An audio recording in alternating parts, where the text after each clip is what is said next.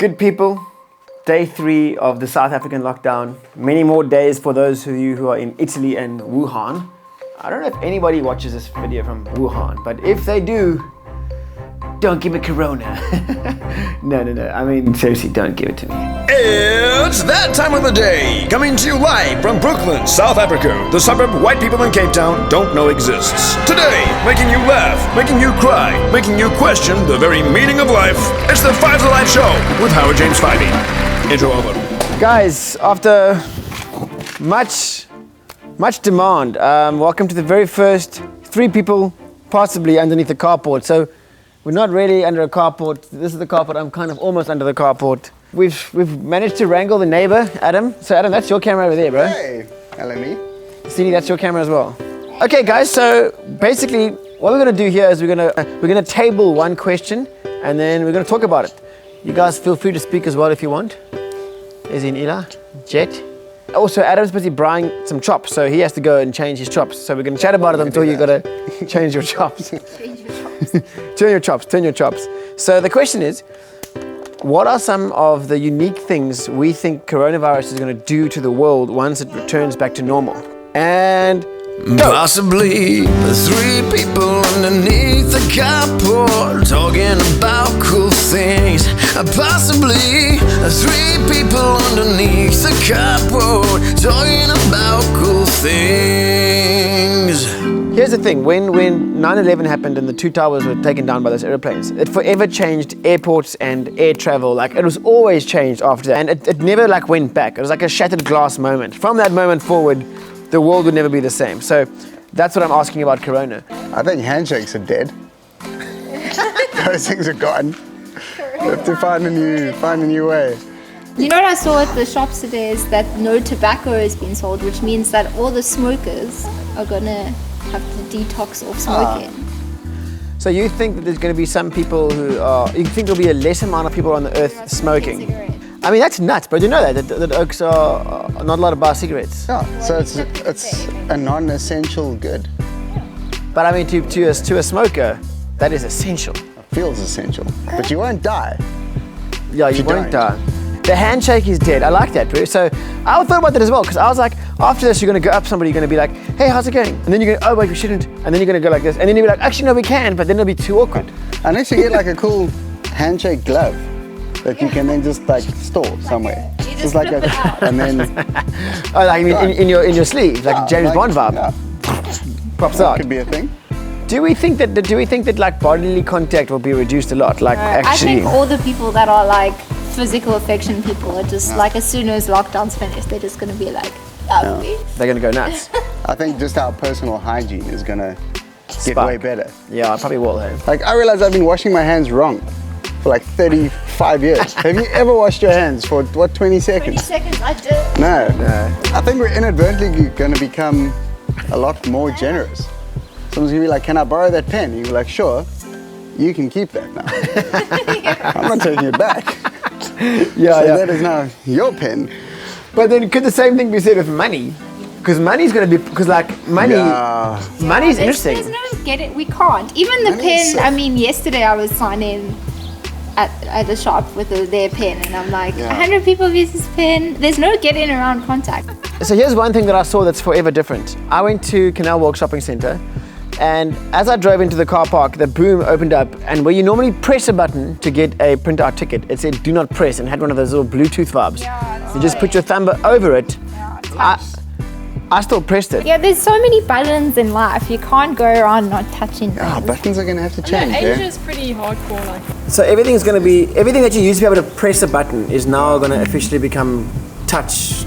My other thought was, do we think that from now on, like, countries are going to have a antivirus force, like the defense force and the air force, that they'll have a virus force that will be there to. What, like the CDC? Well, like the CDC. What do you mean? The one that already exists. No, but that doesn't exist. It does exist. But not for every single country. Not in the same way that an army will exist. I think they have representatives in every country, don't they? No, but I mean, if it does exist, that's even worse, because they weren't ready for this thing at all. But I think we are going to see laws change when it comes to a country having a virus. I think the amount of mandatory reporting and disclosure that's going to happen. Like you'll probably see law develop that like if a country has a virus originate there and they don't shut it down or close their borders or quarantine well, that it might become like an international law thing where you could potentially sue a country for damages or for not saying that they've got a virus. Yeah, and for letting it kind of and for letting it get out. For letting it get out. So then China's in the duang. Yeah. I'm interested to see how like on the one hand we're all forced quarantined now, and I think we're gonna have a much bigger appreciation for being able to like hang out and be social. But on the other hand, it's like you don't want to get too close because viruses. Yeah, because we're gonna have been stuck in our own homes for 21 days at least. Yeah. And I think when we're unleashed, like it's gonna be so great to go out into the world again and see people and hang out. But also it's gonna be like, hey, how's it? Hi. Like I don't know if we're gonna... Yeah. That might mean that the way human beings interact with one another could be forever changed. Like, you know, as a species, like that from now on we don't hug as much. Like our hugging went down from let's say 100% to like 70%. But like I said, like this is, I mean, I guess it's that public media thing, but I mean, like the flu, like the influenza pandemic, like what was it, 100 years ago, it was the same thing. The Spanish flu. So I feel like there's this innate thing in humans that are like, but we need contact. So I think that might override. Our protection will come up for a bit, but then the need for contact will override. So what you're saying is that we'll bounce back. Like our desire for physical affection and closeness will bounce back. I think it'll change. Because like, at the moment there's this awkwardness. When I see someone and I greet them, I'm like, I don't know what to do. I'm like, hey, normally I would, like with clients, normally you'd shake their hand or friends you'd kind of do like the elbow tap, bro. But like the elbow tap is a thing now, so, I mean, I don't know.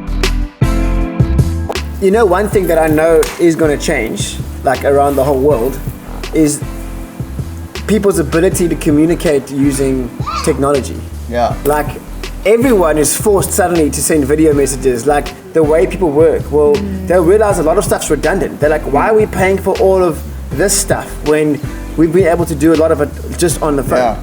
So, you know, obviously, in the converse is true as well. A lot of guys are going to realize the value of why they can't do things online. But I think there's going to be a massive proportion of people that are going to be like, work from home. We're working from home, and basically I think our amount of meetings are going to be reduced, which is probably a good thing, actually. I wonder what it's going to do for the productivity of some, because I mean, old school, a lot of like new companies have had that work from home policy, that flexible policy, but others haven't, and I wonder if that's going to increase the productivity or decrease it.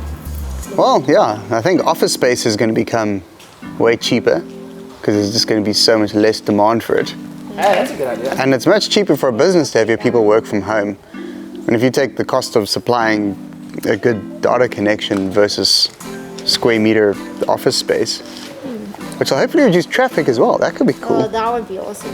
Well, already in China, like the air pollution and the smog, you know that over the whole country is completely changed. Like the actual amount of pollution in China has lifted. Crazy. Yeah, I mean, we're going to have fresher air over the next 21 days because it's actually ridiculous. Like, it's going to be so good for our environment just to like freshen up. It's almost like a cleaning out of the whole Earth's travel. Maybe it's like God's way to be like, we need a spring cleaner. Guys, on a sad note, guess what time it is and what day it is right now? I know. This is the day that we were supposed to travel to America, guys. Oh, no way. We would have been on the plane now. On the plane right now. To Disney World. Traveling to Disney World, I'm making a video in your garden. No, I'm stuck in my garden making a video under a carport. Sure, guys. Well, I mean, I think that's good for now. I think that gives us a little bit of stuff to think about. Maybe you guys at home have got some additional ideas for us. Drop it in the comments. Let us know who you thought was the better idea factory between Adam, Christine, myself, and Eli, of course. Okay, guys, Eli says he actually also wants to talk on the video. So, Eli, how do you think that the Earth is going to be forever changed due to the fact that the coronavirus has spread across the globe?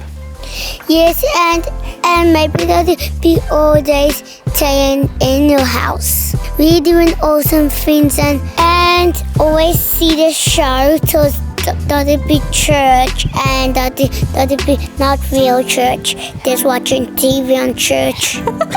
It's not real church. Just watching TV on church, which does not count as real church. I agree. And we love her. And everybody. Everybody, you love everybody. Ah, bro, thank you, Eli. That was cool. High five. No touch. Oh yeah. I mean, elbow touch. Elbow touch. I forgot. Guys, the time is up basically because I'm gonna go and do something else now. So I hope you enjoyed the show. Tune in tomorrow. I will see you then. Love you lots. Possibly the three people underneath the carport talking about cool things. Possibly the three people underneath the carport talking about cool things.